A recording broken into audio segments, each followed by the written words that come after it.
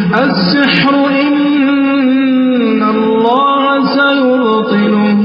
بسم اللہ الرحمن الرحیم. السلام علیکم محترم ناظرین. حافظ واصل ہمارے ساتھ ہیں اور آج ہم ڈسکس ان سے کرنے والے ہیں کہ حافظ صاحب اگر جادو کروانے والا ہمارے بہت زیادہ قریبی ہو، یوں سمجھ لیں کہ انسان کے محلے میں اس کی گلی میں رہنے والا ہو یا انسان کا اپنا بہت زیادہ قریبی کوئی رشتہ دار ہو، ایک ہی گھر میں رہنے والا ہو، جیسا کہ جوائنٹ فیملی سسٹم میں فیملی کے آپس میں کلیشز بنتے ہیں اور پھر جادو کروانے کی صورتحال بہت زیادہ دیکھنے میں آتی ہے.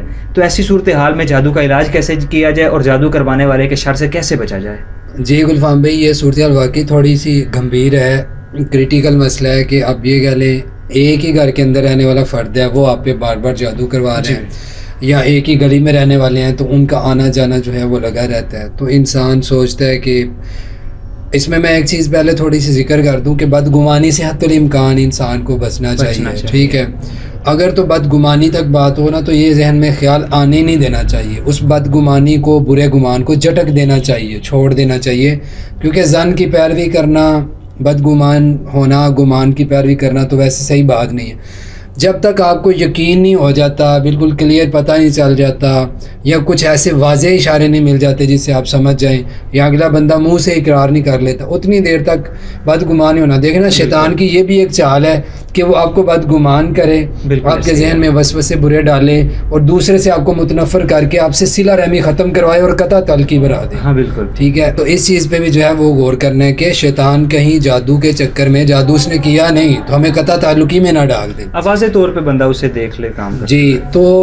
یہ ایک بنیادی بات ہے. پھر اس کے بعد 3-4 کام میں بتا دیتا ہوں کہ اگر واقعتاً ایک گھر میں رہتے ہوئے کوئی آپ کے ساتھ اس طرح کے معاملات کسی کے ہیں، وہ جادو کی حد تک چلا گیا ہے، بہت زیادہ حاسد تھا، پھر حسد کو اس نے جادو تک لے آیا، تو اس میں ایک تو یہ کہ پہلا کام یہ کیا جائے، سب سے پہلا جو کام ہے وہ یہ ہے کہ جس حد تک ہو سکے اس فرد سے، اس ممبر سے، فیملی کا جو ہے وہ لین دین میں احتیاط کیا جائے. مطلب اس سے لے کے کوئی چیز کھانا پینا، ٹھیک ہے، یا اس کو اپنی کوئی چیزیں دینا، کوئی کپڑے استعمال کے دینا، یہ بڑا مشکل ہے لیکن ظاہر اب احتیاط تو ہے، یہ کرنی پڑے گی، کیونکہ اس سے اگر آپ کی چیزیں تو استعمال کر سکتا ہے، وہ آپ کے کوئی کپڑے استعمال کر سکتا ہے، بال، ناخن، یہ چیزیں استعمال ہو سکتی ہیں. تو ان کو جو ہے وہ جتنا ہو سکے بچائے.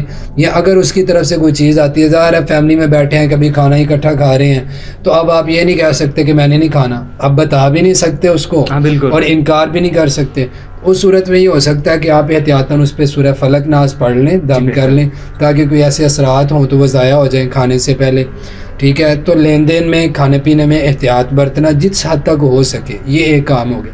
کیونکہ مجھے یاد ہے کہ ایک خاتون تھی، میں کنٹری بھی ذکر نہیں کروں گا، کچھ بھی نہیں، انہوں نے بتایا کہ 16 سال تک ان کی ساس جادو وغیرہ کر کے چیزیں لاتی، مختلف عاملوں کے پاس جا کے عملیات کر کے، کبھی نمک کے اوپر، کبھی چینی کے اوپر، کبھی کسی چیز پہ، تو اس کو لا کے کھانے کے اندر ڈال دینا.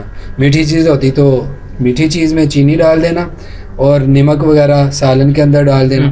تو وہ لگی رہی ہیں، مطلب مسلسل ان پہ کرتی رہی ہیں، اور ان کو پتہ بھی تھا جب بھی ان کو رقیہ کرنا ان کو الٹیاں آنی شروع ہو جاتی تھی. ابھی میں نے سورۃ فاتح میں پڑھتا تھا، تو آپ پوچھتے تھے نا فون پہ ہو جاتا ہے یا نہیں، یہ فون پہ ہی تھا.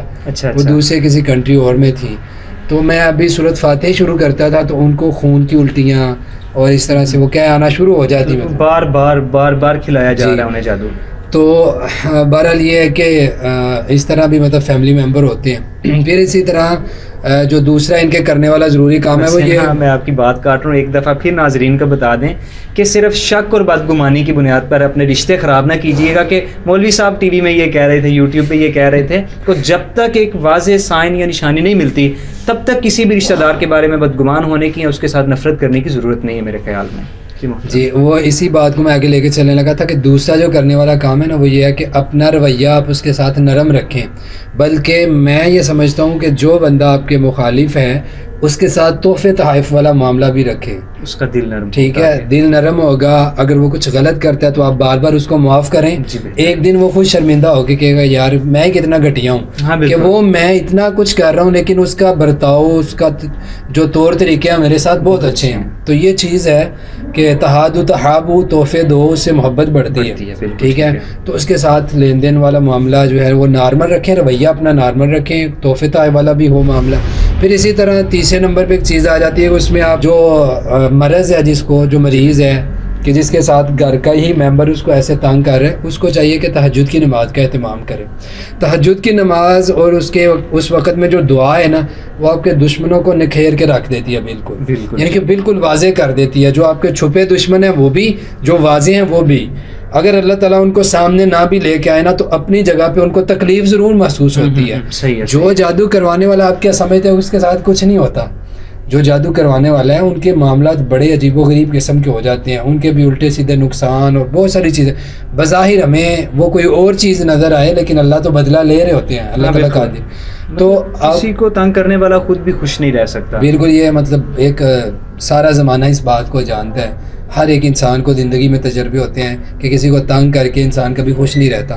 تو تہجد کی نماز کا اہتمام کرنا یہ اس بندے کے لیے بہت فائدہ دیتا ہے جس کے قریب ہی کوئی دشمن رہتا ہو. جی بہتر. تو یہ تہجد کی نماز پڑھے اور دعا مانگے اس کے لیے بھی کہ اللہ تعالیٰ اس کو ہدایت دے دے. اگر ہدایت نہیں ہے تو پھر اللہ تعالیٰ خود ہی اس کو پکڑنے والا اور اللہ تعالیٰ اس کا خود ہی فیصلہ کر دے. ان الفاظ میں دعا کر لے، ٹھیک ہے.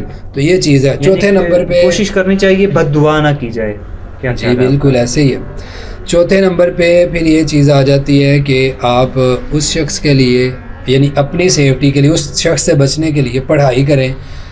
جو میں بتانے لگا ہوں اس کو نوٹ کر لیں. ایک تو اس میں یہ ہے کہ وہ دعائیں جو نبی صلی اللہ علیہ وسلم نے پڑھی ہیں دشمن سے حصار کے لیے، دشمن سے بچنے کے لیے، جیسے اس میں بہت زیادہ جو پڑھی جاتی ہے دعا اللہم انا نجعلک فی نحورہم ونعوذ بک من شرورہم، یہ دعا پڑھنی ہے 100 مرتبہ. پھر اسی طرح دوسری دعا ہے رب انی مغلوب فانتصر، کہ اللہ میں مغلوب آ چکا، عاجز آ گیا ہوں، تو میری مدد کر. یہ بھی 100 دفعہ پڑھنی ہے، ٹھیک ہے. پھر اسی طرح تیسرے نمبر پہ یہ آیت پڑھنی ہے 100 دفعہ واللہ المستعان علی ما تصفون، ٹھیک ہے. ترجمے کے ساتھ دعاؤں اور آیتوں کو سمجھ کے پڑھیں تو اس کا فائدہ زیادہ ہے. پہلے بھی میں بتاتا رہتا ہوں، جتنی آپ سمجھ کے ساتھ سوچ کے پڑھیں، صرف گنتی پوری نہیں کریں، سمجھ کے پڑھیں اس کو. تو یہ دعا 100 مرتبہ پڑھیں. پھر اسی طرح آپ 19ویں پارے کی آیت ہے پہلی صفحے میں وَقَدِمْنَا إِلَىٰ مَا عَمِلُوا مِنْ عَمَلٍ فَجَعَلْنَاهُ هَبَاءً مَنْثُورًا، یہ آیت یہ 100 دفعہ پڑھنی ہے. اور پانچویں اور آخری چیز سورہ فلق اور سورۃ الناس، یہ 21 دفعہ دونوں پڑھنی. یہ 5 چیزیں پڑھیں. اپنے پاس پانی رکھ لیں. اگر آپ تہجد میں اٹھے ہوئے ہیں تو اس وقت پڑھ لیں تو بہت بہتر ہے، نہیں تو دن میں آپ کسی وقت بھی پڑھ سکتے ہیں. پانی پاس رکھیں، پانی پہ بھی دم کر لیں. گھر میں چھڑکاؤ کریں اپنی متعلقہ چیزوں پہ، گھر کے کمرے کے جو کونے ہیں ان کے اوپر چھڑکاؤ کریں، ٹھیک ہے. تو وہ پانی پینے میں بھی استعمال کریں. تو یہ جو پڑھائی ہے اس کو سمجھ کر پڑھیں. اس کے علاوہ یہ بات یاد رکھیں، کسی کے بھی جادو کا اثر تب تک نہیں ہوتا جب تک اللہ کا اذن نہ ہو. اللہ کا اذن کیوں ہوتا ہے؟ وہی بات جو ذکر کرتے ہیں کہ یہ آزمائش ہے یا گناہ، تو اپنے معاملات پہ ضرور غور کریں. معاملات کی خرابی انسان کو بہت دور لے جاتی ہے. معاملات کی خرابی کی وجہ سے پریشانیاں، تکلیفیں، اپنے گناہ انسان کے بعض دفعہ اس کے آگے آ جاتے ہیں. بالکل ٹھیک ہے. تو اپنے معاملات پہ غور کرتے رہیں اور تہجد میں یہ دعا مانگیں اس کے لیے بھی، اپنے لیے بھی کہ اللہ اس کو ہدایت دے دے. تو یہ چیزیں جو ہیں ان کا اہتمام کریں. جو 4-5 چیزیں میں نے بتائی ہیں، امید ہے اس سے اللہ تعالیٰ بہتر کریں گے. اچھا، یہ پڑھائی کرنی کتنے دن ہے یہ بھی میں بتا دوں.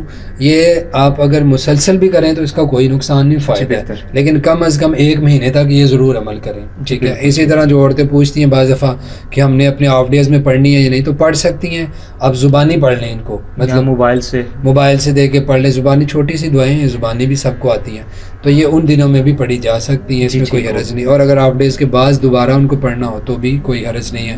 تو یہ ایک سلسلہ ہے جو فیملی ممبرز کی طرف سے ہوتا ہے، تو اس کے لیے بہترین عمل ہے. جی بہت شکریہ آپ صاحب.